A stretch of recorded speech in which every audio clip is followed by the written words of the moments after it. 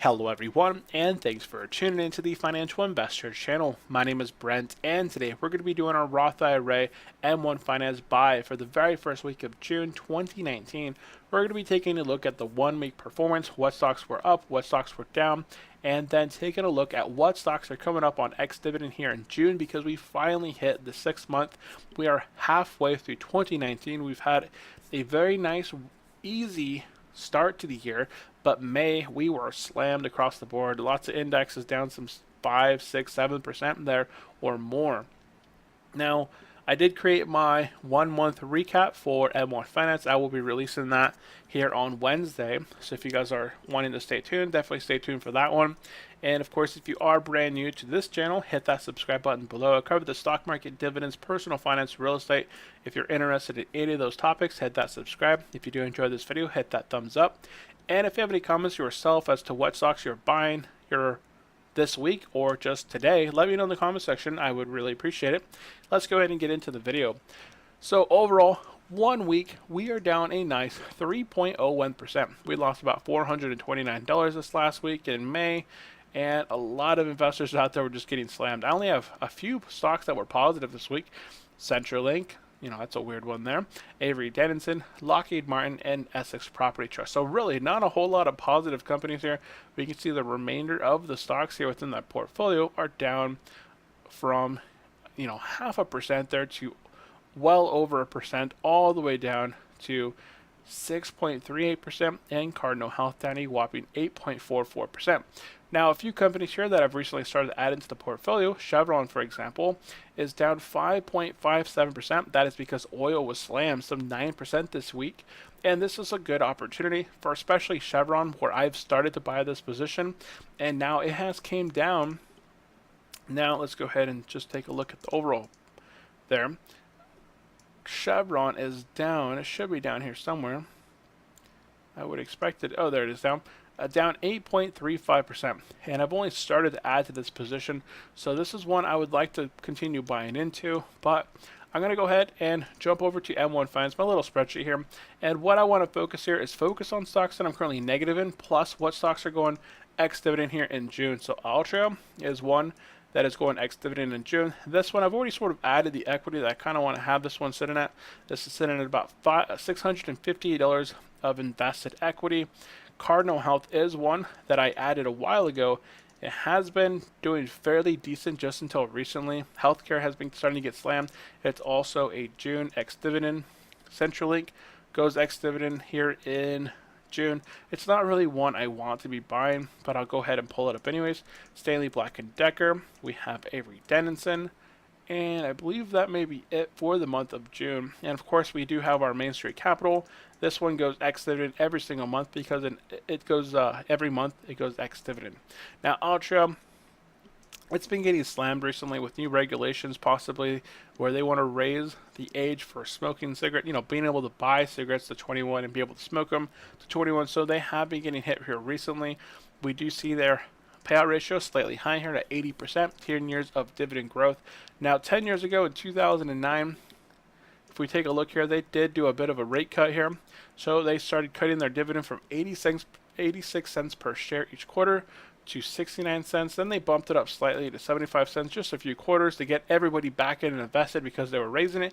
And then they slashed all the way down to 29 cents per share. So this one has been on a steady increase there for the past 10 years, but who knows, if we go through another recession, they're already sitting at 80% payout ratio. This one, while it's a good company to hold, they never cut it all the way so far. They have had that massive nearly 50% there, or more, actually fairly more than 50% there, 75% cut to their dividend before starting to increase it there. So I would say that's about medium risk, higher risk, maybe some medium risk in there. Cardinal Health, this one here, 14 years of dividend growth, very low payout ratio at 38.3. If we're taking a look here at 2005, what exactly took place back in 2005? Well, they did a stock split. So here, one of the reasons that this company probably just did not raise their dividend for quite a while is they did a stock split. If we go ahead and highlight this, they did a 3-for-1. They basically gave you a half a share for every 3 that you held. for every 2 that you held, you now had 3. So basically, if you had 200 shares, you would now have 300 shares. So they didn't double it. They would just basically give you a half of what you have. So if you had 200, you would now have 300, and they would continue to get that payout of 3 cents per share. Now here in 2005, they started to increase it quarter after, year after year, and they're sitting currently at 45 cents per share. Looks like a very healthy increase there from 39 cents to now 45 cents. So the company itself looks like they believe in their dividend. They're increasing it there, and they have a fairly safe rating at 38.3 as far as their payout, and continued dividend growth of 14 years. So Cardinal Health looking like a solid buy. This one, in my portfolio, it goes ex-dividend on June 28th, so I do have some weeks to take advantage of this current dip if it doesn't recover anytime soon. It doesn't look like it will. It's down some 2% there on Friday alone, so I may start buying into this one here in a few weeks, and until I get it to a current, the equity that I would like to see it at. CenturyLink, this one's a very high risk, not one that I would really add more to right now. This one has had a ton of insider buyers. If you go look up this one has had millions of dollars of insiders buying up their shares in that $9, $10 range. So this is really interesting, but they do have a high payout ratio, not one I would want to hold through the recession, as they just have not increased their dividend for any amount of time. And they actually did a 50% dividend cut. So here, just recently, they cut their dividend from 54 cents per share to 25 cents per share. Basically 50% cut there. They also had a cut back in 2012 and so on. So kind of risky there. I'm not going to be buying up into CenturyLink unless it falls back possibly into that $9 range, but we shall see if that takes place again. Stanley Black & Decker, great solid company, 51 years of growing their dividend. Very low payout ratio. This one has been getting slightly slammed here recently. You can see down nearly 3% there on Friday alone. Now this one doesn't go ex-dividend until the 3rd. Ooh, that is actually, I thought it was actually later than that. So that's actually today. Currently, if we take a look at my calendar here, it is almost 1 in the morning here. It's Monday. It's the 3rd. So essentially, Stanley Black & Decker, I'm already too late to buy this one for the ex-dividend, as the ex-dividend is today when I'm recording this. So I am going to be getting this ex-dividend today, and then I'll get paid out here on the 18th. So what it has is currently where I'm going to leave that one at for now. Avery Dennison, 8 years of dividend growth, very low payout ratio at 38.2. Now this one started raising their dividend back on 2011. This one goes ex-dividend June 4th. So that's actually Tuesday. I can buy it today on Monday, buy whatever shares I want. They recently increased their dividend from 52 cents per share each quarter to now 58 cents per share each quarter. And I would get paid on June 19th. This could be an interesting one. This one's offering me a starting yield of 2.23%. If I look at my portfolio and take a look at Avery Dennison, should be right here, they're offering me a 2.23 starting yield versus my initial buying yield of 2.08. So that looks fairly nice. I'm getting about a 7% discount for where I started buying up these shares.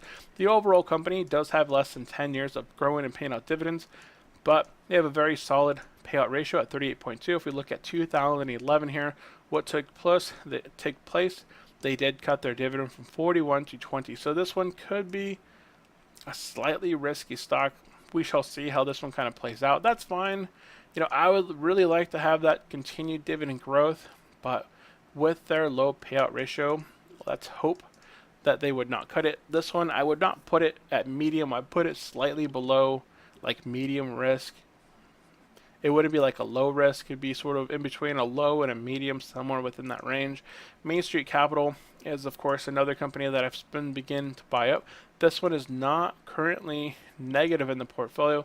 It is positive about 5.75%. I made roughly $8.64 in equity on this purchase, but this is just a solid monthly paying company. I have been wanting to buy more of this one. I only own roughly $146 of this one. I would really like to bump up that equity, but we shall see. Now, a few other companies here that do go ex-dividend into the future are back in July. Now, the other ones I want to look at were Chevron, which goes ex-dividend in August. That's quite a while away. So I do have a little bit of opportunity, especially with last week's dip, to buy a little bit of Chevron. And the other one was CVX or CVS. So these two right here, Chevron and CVS Health Corporation. Both of these actually go ex-dividend in July, I believe. Oh, next time is August. So oil is August, and CVS Health Corp, that is in July 20th. So I have a little bit of time to go to be able to buy some more CVS shares. I'm not sure how much more they will fall.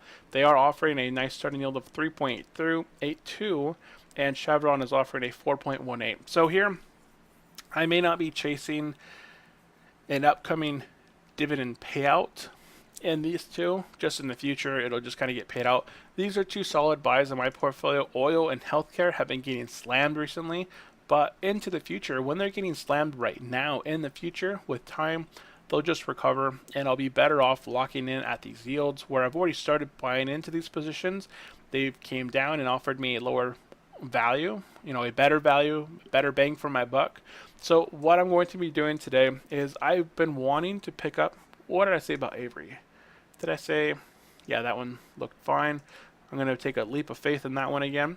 So what I'm going to be doing today is I'm going to be buying up 4 companies.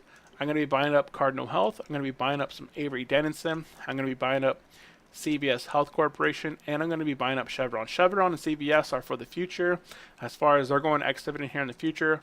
Cardinal Health is going ex-dividend here fairly soon in 24 days, and Avery Dennison's going ex-dividend on Tuesday. So those are the 4 companies here that I'm going to be buying, and they're all negative in the portfolio, so I'll just be averaging down, decreasing my unit cost and increasing my yield on cost. So what I'm going to do here is I'm actually due to get paid out some dividends from SPG. SPG was supposed to pay me out $5.52. They have not paid it out. They went ex-dividend. Well, it's actually supposed to pay out Friday. M1 Finance generally pays out a day later after the payout date.